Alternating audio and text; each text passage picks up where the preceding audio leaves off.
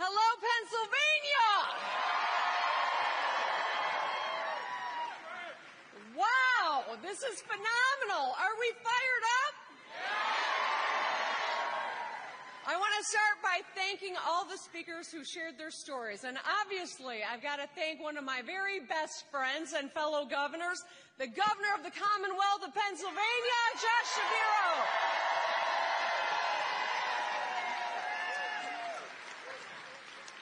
How good is Josh Shapiro? Well, he's gotten a heck of a lot done in over the last year and a half. And is another example of Democratic governors who believe in our three-part strategy. Get shit done. All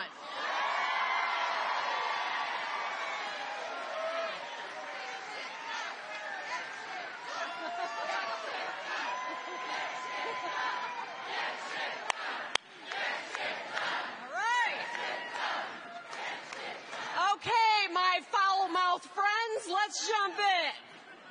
I got to take a minute to shout out my good friend Bob Casey. We got to get him reelected. And of course, I want to thank a man who dedicated 50 years of his life, Scranton's own Joe Biden.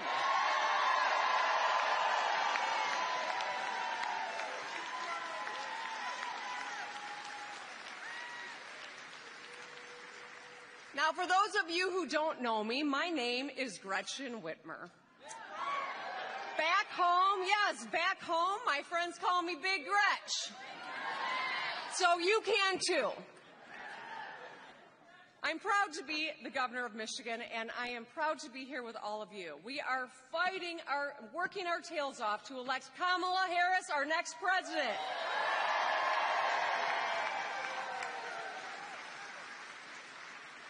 And while I'm here, I'll just say, go Birds.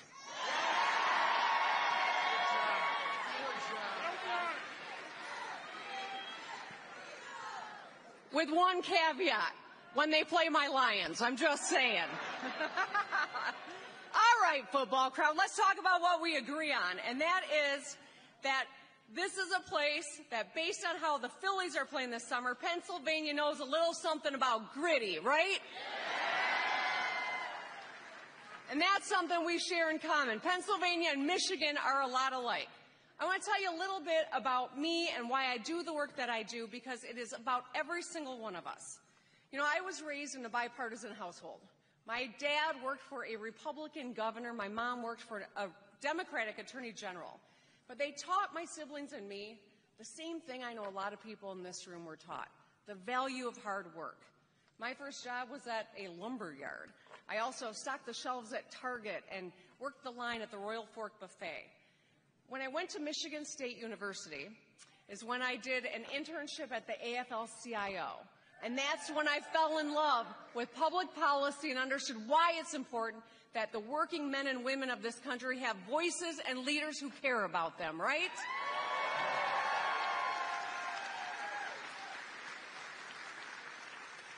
I ran for the Michigan legislature at the age of 28, and a lot of people said that was too bold. It was too far. Maybe I should set my sights lower. But you know what? I ignored those guys. Good. And in my first term in the legislature, I became a member of the sandwich generation. You guys know what that means? Some of you do. Yes. I was sandwiched between two generations of my own family for whom I was the primary caregiver. My mother, who was dying of brain cancer at the age of 59, and my daughter, who I had just given birth to. And it was really that time of my life that forged who I am now. I don't have time for baloney. I don't suffer fools. I can't countenance people who want to make problems into something that benefit them instead of just solving the problems, right? I remember long nights, worrying about my baby and arranging her child care, fighting with my mom's insurance company, making sure that I was ready for work the next day and my bills were paid on time. It was not an extraordinary thing. So many Americans, so many Pennsylvanians know what I'm talking about. This is what Americans juggle every single day. And I was lucky. I had a great job, I had daycare, I had my family, and a voice in my community. And that's what every American in this country deserves, no less.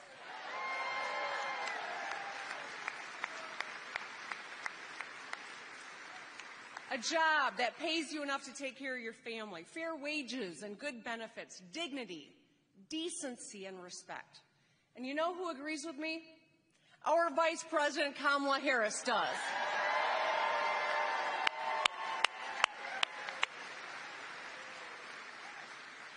Pennsylvanians are a lot like Michiganders, and Wisconsinites for that matter. We disagree during Big Ten football season, but we got a lot in common. We care about one another. We're willing to show up and do hard, tough work and take pride in that work. But we expect to have our freedoms protected. The freedom to not just get by, but to get ahead. The freedom to make our own damn decisions about our own damn body.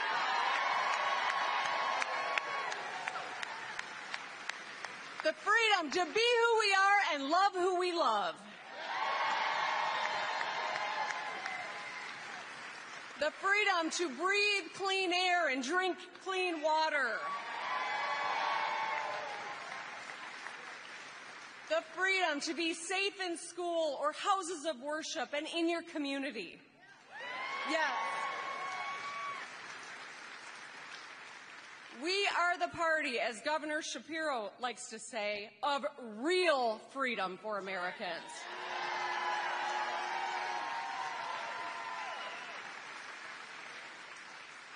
And I know that freedom is center of mind for all of us when we head to the polls in November. We know that there is a person who will stand shoulder to shoulder with us to fight for our freedoms, and that is Kamala Harris.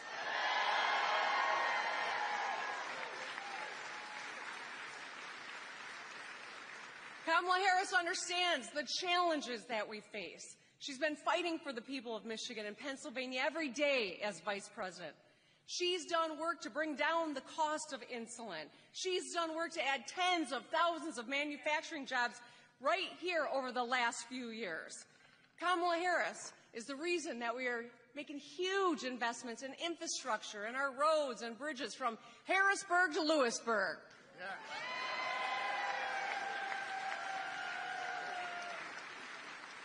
And she'll never stop fighting for our freedoms because she cares about every one of us. And here's how I know. Vice President Harris has dedicated decades of her life to public service. As district attorney, she put crooks and sex offenders behind bars. And it makes me think maybe that's why Donald Trump's so scared of her.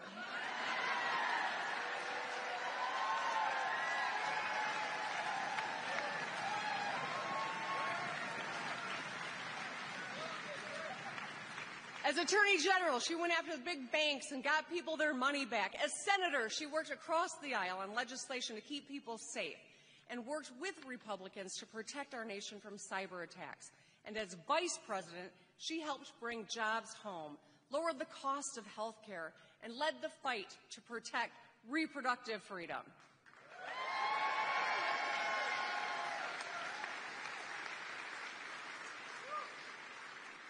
And let's be clear, Kamala Harris has more experience than the Trump Vance ticket combined.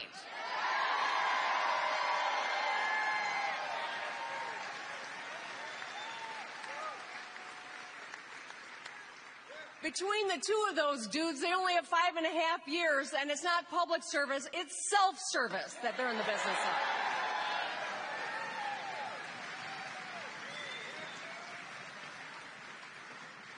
So our vice president is tough. She's experienced and she is ready. And she knows the job is not finished. That's why she's going to keep fighting for policies that make it easier for us to raise families. She'll keep fighting to lower costs and create more good-paying jobs. She'll keep fighting to protect our fundamental freedoms. And she will get it done because that's who she is.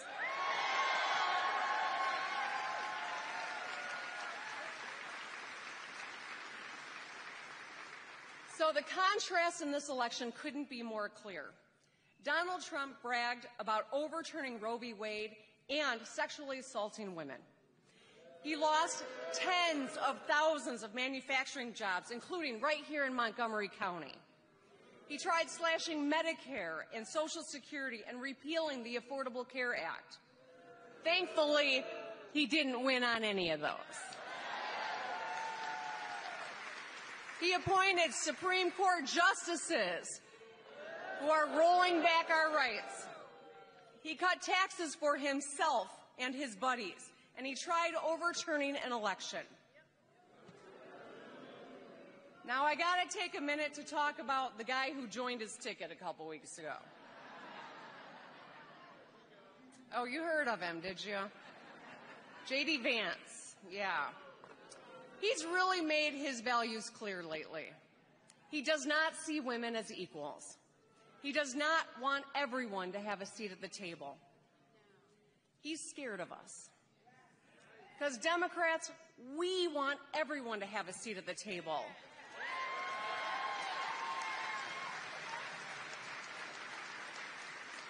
I mean, even cat lovers and dog lovers alike.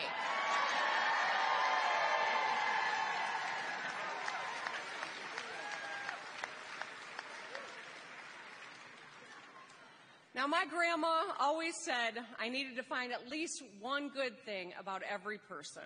And so I'll give J.D. this. He is efficient. In one sentence, he insulted women, black people, and Jewish people.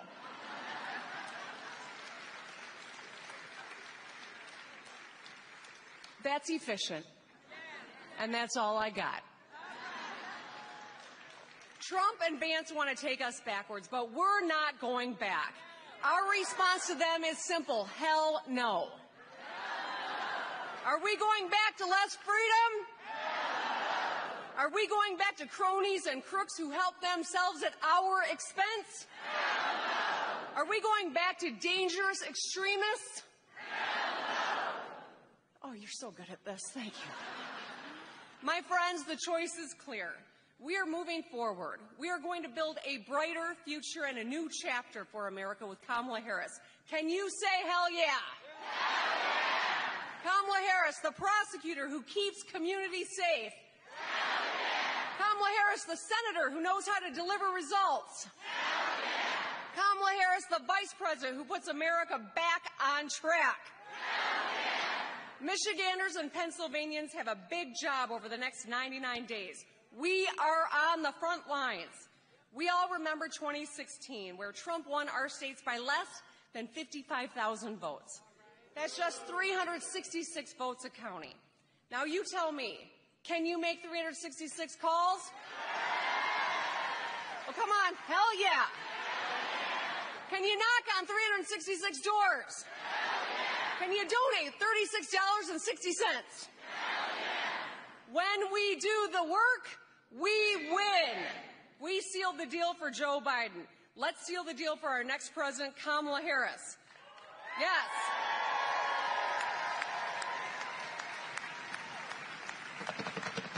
So, from now until November, we all need to dig deep. Tell your friends what's at stake. Like those memes and share TikToks, but don't just do that. Knock doors, make calls, write postcards, think about every day what can you do to make sure that we win this thing. And take care of yourself along the way. Eat a vegetable on occasion, okay? If the last few weeks have shown us anything, it's that energy is contagious. Joy is contagious. Let's do the work and let's have fun doing it. Let's wake up in November and say the words, Madam President.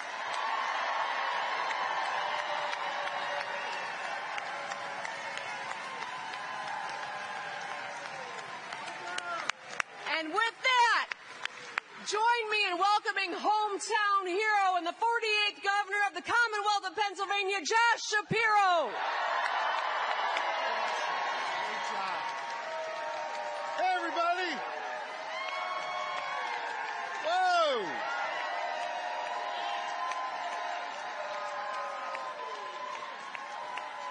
Man, hello, Montgomery Miami-Dade County.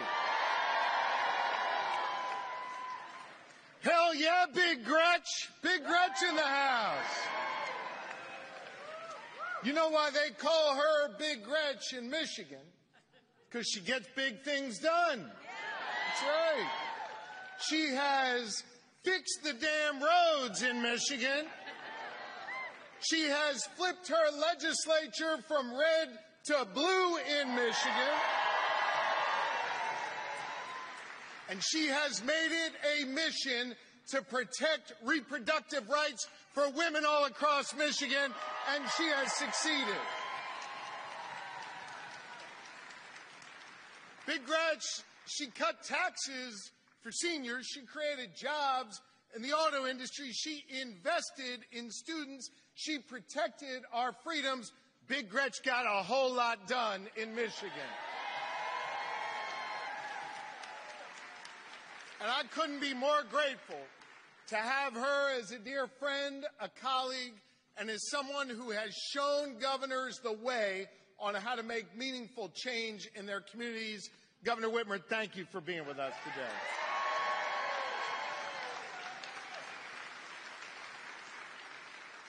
Let me tell you, it is so good to be home. This is the community that raised me. This is the community that taught me so much. We love you, John. I love you back. This is the community where I went out and knocked on 18,000 doors in my neighborhoods in Abington and Upper Dublin.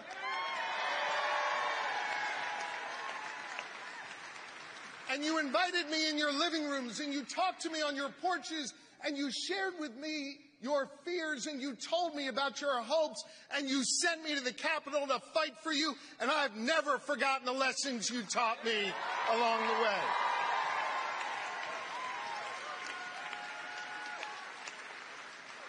This is the community where I was raised, in the community that my amazing wife, Lori, Pennsylvania's First Lady, sitting right over there.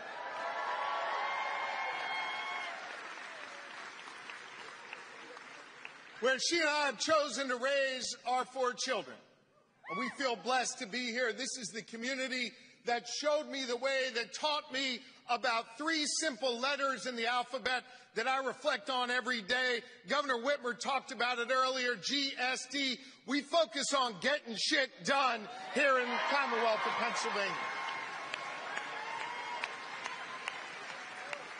It was those lessons that showed me the importance of a quality public education. And as your governor, we've invested more in public education than at any other time in our Commonwealth's history. Great schools for our kids, safe communities, because we've learned you can invest in police and you can make meaningful criminal justice reform. We've done both here in the Commonwealth. When I was on your porches and at your doors, you talked to me about making sure we could breathe clean air and drink pure water. It's right there in Article 1, Section 27 of our state constitution, and we are delivering that here in the Commonwealth of Pennsylvania.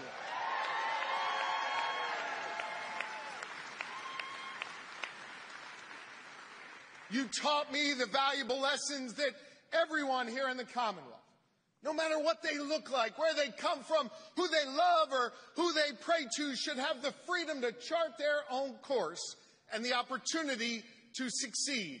And we have delivered on that freedom agenda for you as your governor.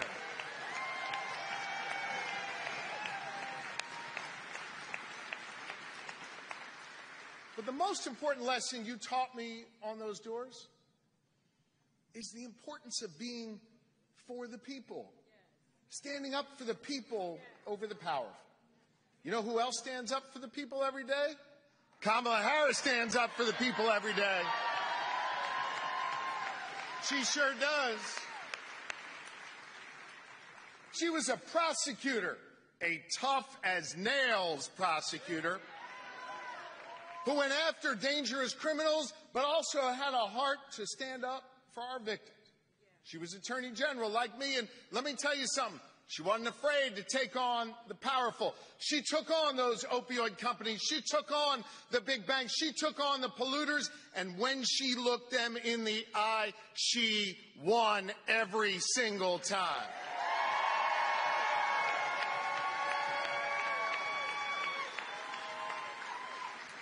But Kamala Harris, for the people, wasn't just in a courtroom. Kamala Harris, for the people, was in the halls of power, the corridors of power. As a United States Senator, she never forgot those lessons she learned fighting for the underdog. She stood up every day as a United States Senator, fighting for the middle class, fighting every day for our working families. Kamala Harris was chosen by our great president, Joe Biden, Pennsylvania's own Joe Biden.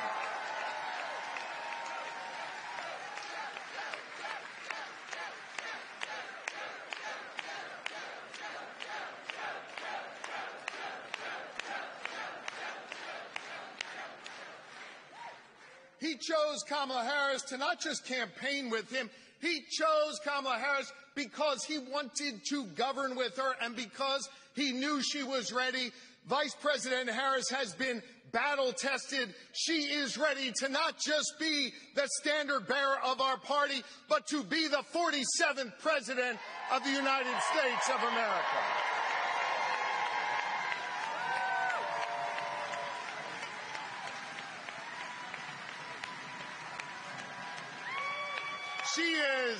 She's not only ready, she's damn ready. And you know who else knows she's ready? Donald Trump knows she's ready. And you know how I know this? Because he's afraid to debate her now. Do you see that? And it's not just because she's a skilled debater and a courtroom prosecutor who knows how to make the case. He's afraid to debate her because he can't defend his record. He's afraid to debate her because she knows the truth about how he failed as a president when he had the keys to the White House 4 years ago. I want you to think about it. I know it's hard to think about, but I want you to remember those days. Those days, I know, you got to think about it for a minute. Come on, gang. Those days of chaos. Those days where you didn't want to pick up your phone and look because you just didn't want to know what he did that day. What alliance he broke across the world. What risk he was posing to our communities at home. The chaos that he injected into our lives. We don't want to go back to that, gang. We don't want to go back to that. Hell no, right? He's got a record of failure. Fewer people went to work in Pennsylvania when Donald Trump was president. Fewer roads got repaired. Fewer bridges got built. And let me tell you what else there was less of when he was president. There was less freedom when he was president. Donald Trump packed the Supreme Court with his hand-picked extremists. And after he was done packing the court, one of the first big things they did was rip away the freedom from millions of women across this country. When he ended Roe v. Wade, Donald Trump did that. Don't forget that. It was more chaos, less jobs, and a far less freedom when Donald Trump was president. And listen to me. He did that when he had no earthly idea how to be president back then. I'm serious. He didn't know what he was doing.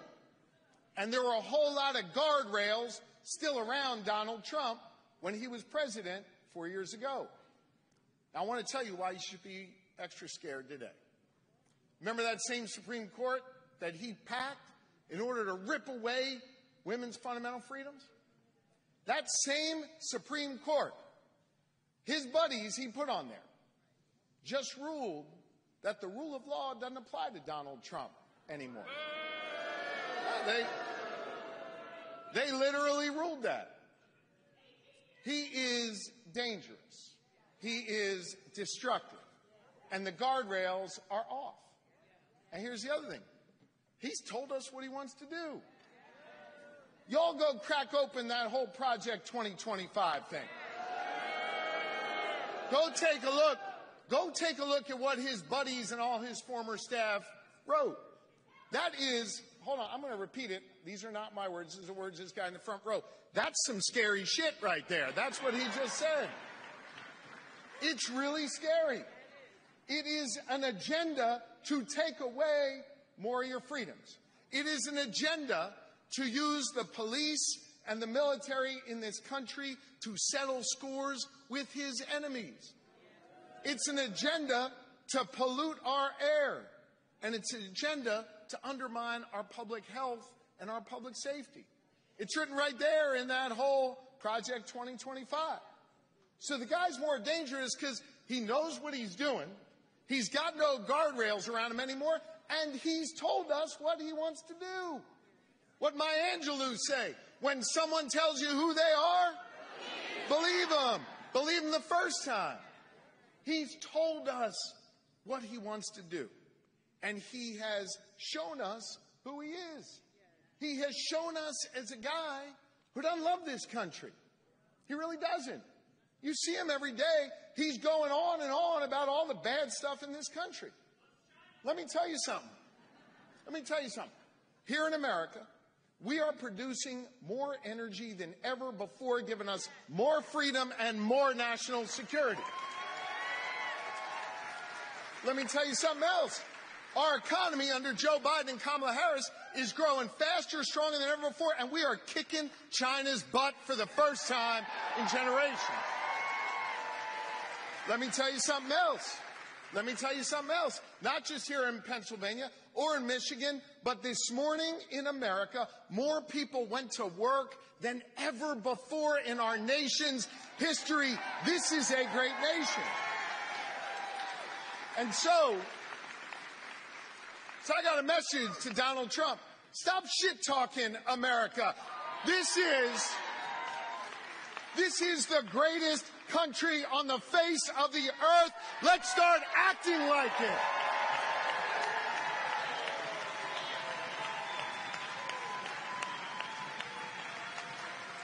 I know that's true. You know that's true. He doesn't know that's true. He keeps talking us down, and he keeps trying to rip away our fundamental freedoms.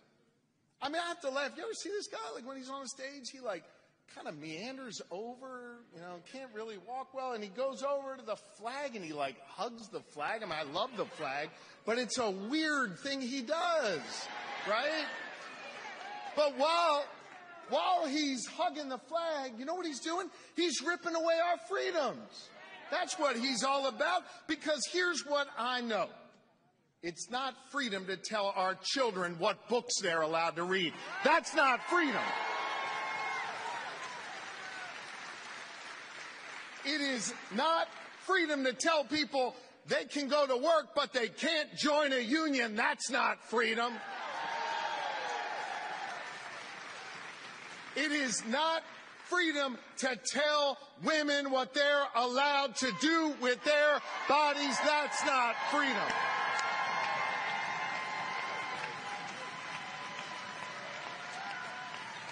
And hear me on this. I know this well because I was Attorney General when he was trying to stop your votes from being counted. It's not freedom to tell people they can go vote, but he's going to pick the winner. That is not freedom, and that is what we have to stop. But you know what we believe in, Pennsylvania? We believe in real freedom in this Commonwealth and in this country. And you know who else believes in real freedom? Kamala Harris believes in real freedom. Kamala Harris, she believes in the kind of freedom where we invest in that young girl's public school because we know if we give her a shot, she can make a real difference in life. That is real freedom. Kamala Harris knows We got to invest in public safety to keep our communities safe so that young girl, when she walks to school and home, she can get to and from her mama safely. That is real freedom.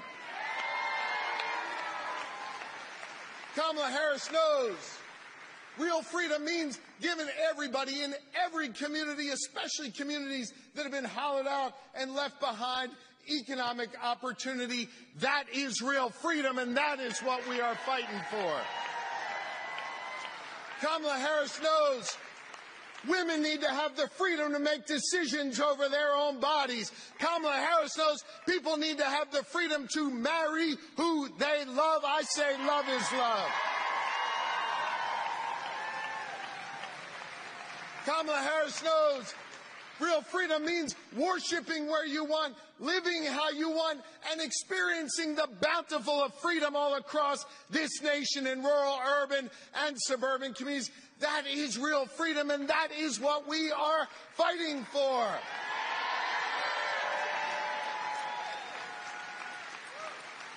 Now, Donald Trump sure is dangerous. And we've seen how close these elections can be. 55,000 votes between Pennsylvania and Michigan back in 2016. It's scary what he's proposed in this project 2025. It's scary that the guardrails are off him. But let me tell you something, friends. I'm more optimistic than ever before. Than ever before.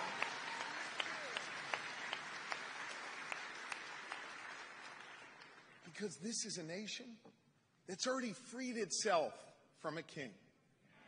And this is a nation, and this is a commonwealth that has a unique relationship with freedom.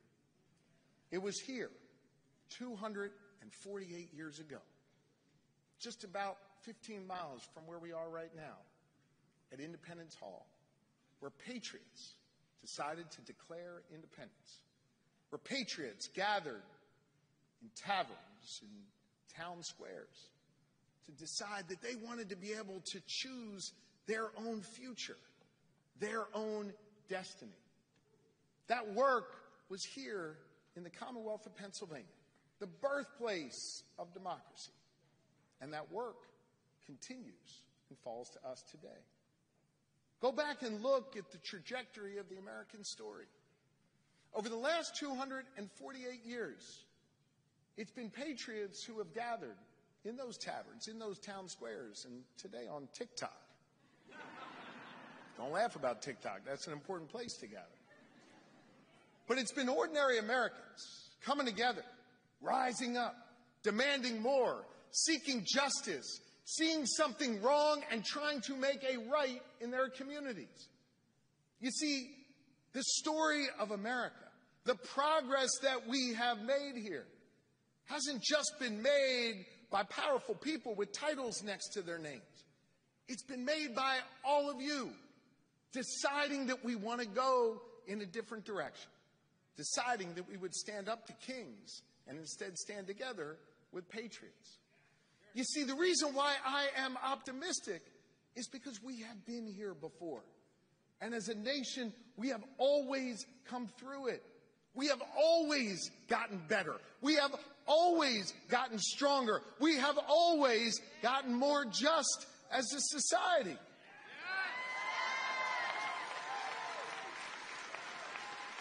And so the task falls to each of us now to pick up the mantles from the patriots who came before us and do that hard work right now to protect our freedoms. Do that hard work right now to stand up against those who would rip it away. And do that hard work right now to make clear who we are as a nation, what we value as a nation. Listen, Kamala Harris's name is going to be on that ballot. And I, for one, am going to be pushing that button for Kamala Harris. I know you will, too. But in many ways, this election isn't just about a name on the ballot. It's an election about all of us and what it is that we're willing to fight for, what it is that we're willing to work for, and what kind of future we want to build for our children and our grandchildren. Well, I don't know about you. I want a future that is cleaner and greener. I want a future with better schools and safer streets. And I want a future with more freedom, not less. And I want a future where I can look the 47th President of the United States in the eye and say, "Hello, Madam President." I hope you're with me. Let us get to work. Thank you.